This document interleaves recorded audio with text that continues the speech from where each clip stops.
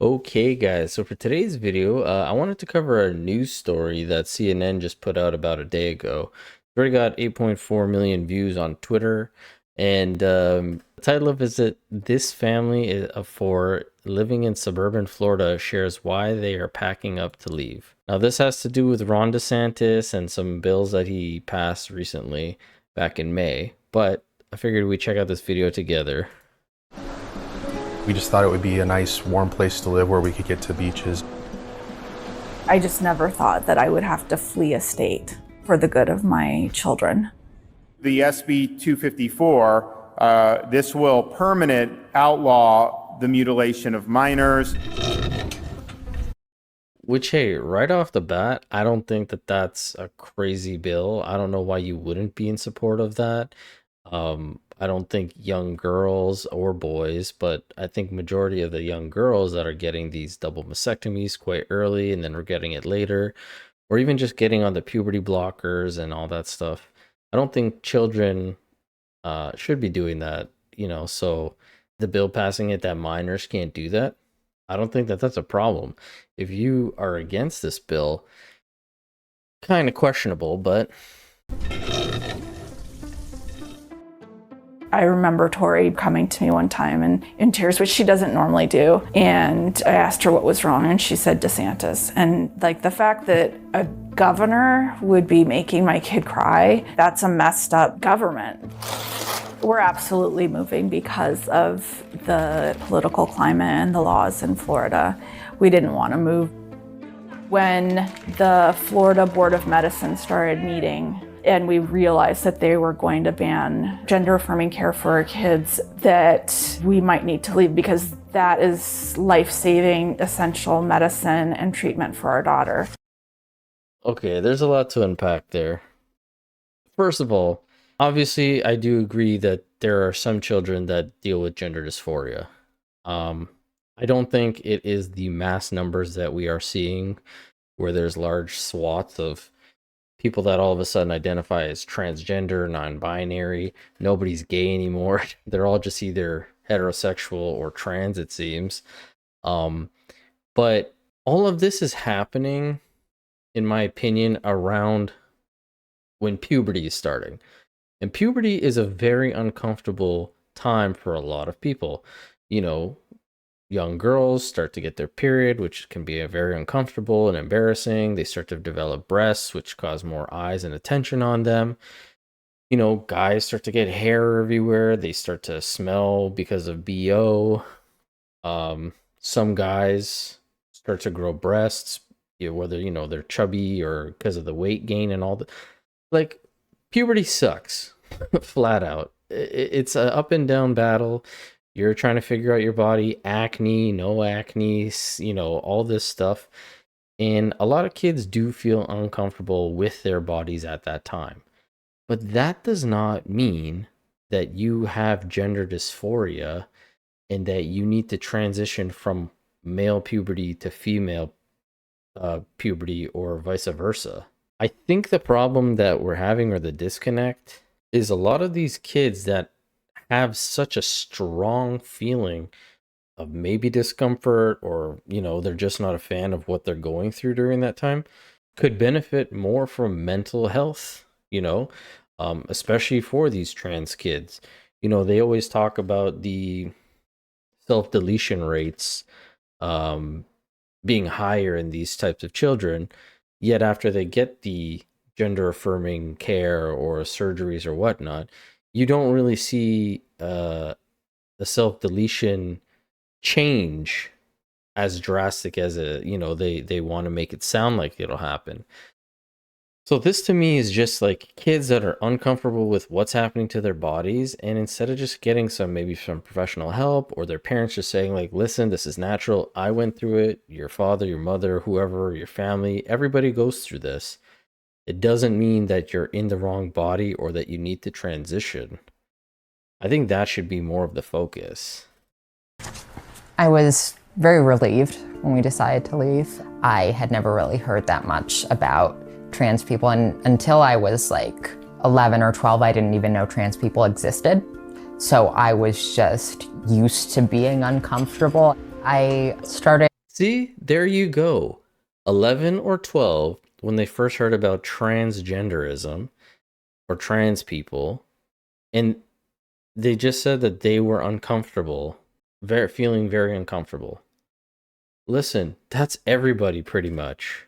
I don't know anybody who's just like, yeah, puberty, baby. I'm cruising through this. It's an awkward time in our lives. Our body is going through hormonal changes, and to stop your hormones and now start taking cross-sex hormones or just blocking that and then doing surgeries, like, that's not going to change anything. Hormone blockers pretty soon after that. Yeah, I mean, there was times before she started getting hormones and stuff that she was suicidal, but after she transitioned, she was much more outgoing. Oh my God, even the dad's wearing like just rainbow bracelets, and I think the mother had a Florida t-shirt with the trans flag in the middle of the bear too. Much more like comfortable with herself. Okay, careful. We are seeing many families that are leaving. I really think if you were to ask a member of a trans family, they would tell you they go to bed at night dreaming of how to get out of the state. So that's the dining room right here, and then I mean, listen, if you're that uncomfortable with the rules and regulations that your state is coming up with, then yeah, sure, you have all the right to leave. But the way they're making it sound like, it's not like people are knocking down your doors and saying like, are you trans? You're getting at it, like, you gotta leave. Like, this is the living room. My hope for the McKee family is they are able to find a community that embraces them. We're lucky that we're able to get out, we're able to afford to leave. A lot of people can't, or it's going to be very difficult. I feel really bad for the people that have to stay here. It's been difficult to access my hormones. I'm not honestly sure how I would continue to access care. oh, again, access my hormones. It's hard to tell you this, but your body already provides those for you because you're a dude. You're not supposed to have estrogen at the levels that you're probably taking. Like, biologically, your body will provide you with the necessary hormones that you need. And on a side note, the TikTok version of this exact video has in the description that Tori, this trans woman here, is 17 years old. In the video that you just saw of DeSantis, he said minors. That's 18 and under. This person is 1 year away from being 18. There's no reason that they need to flee, aka they're not fleeing, they're choosing to move. But there's no reason that this person has to move or the family has to move when Tori here is 17 and by next year will be eligible to do whatever they want as per the law that has just been passed. So again, it's just so hyped up for no reason. Even if I wasn't trans, I wouldn't be comfortable here. It's just not a safe environment for queer people in general. I do fear for my daughter's safety, and just the fact that somebody might want to hurt her just for her being her, for her existence, is scary. I worry about her. Like, has this already been happening even when the law wasn't passed? Because then maybe, yeah, you should have left way beforehand. But just because this law passed doesn't mean all of a sudden crime is going to start increasing towards your daughter. Like, if people had a problem with your daughter being trans, then Tori here would have already been dealing with all these attacks and abuse and harassment that you're claiming would happen now that this law has passed. Like, you got to connect the dots. You got to make it make sense. Every time she goes out, I'll miss the wide open view. Yeah, sunsets are great for Again, you're choosing to leave. I'm looking forward to just being in a place where I don't feel under attack, where I don't feel oppressed. It's just so sad that our country... Do you hear the buzzwords?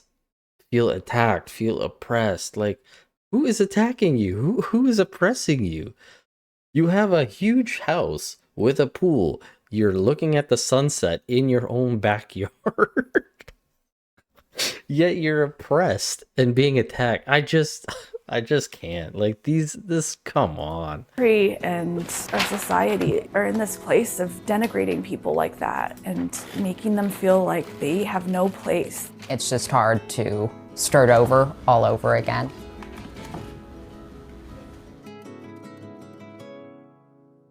Wow. That video was hard to get through. But again, key takeaway here is I think that mental health or you know, that kind of stuff should be more promoted, not so much as gender affirming care. I don't think puberty blockers or sex reassignment surgeries or any of that stuff, hormone replacement, I don't think that should be the main focus. And for people to be against not having children being mutilated or harmed is just weird to me, that you would be like for that. But yeah, an emphasis on mental health, I think, would definitely help benefit these kids being more comfortable in their bodies, understanding that this is life, this is normal. You know, you have to go through these trials and tribulations just like everybody else.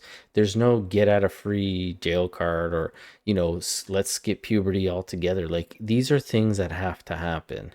And even if you go on puberty blockers and then do cross-sex hormones, there's no statistical basis to saying like this is beneficial to anybody. But anyways, love to hear what you guys think about this topic in this video. As always, leave your comments in the comment section below, and I'll catch you guys on the next one. Thanks so much.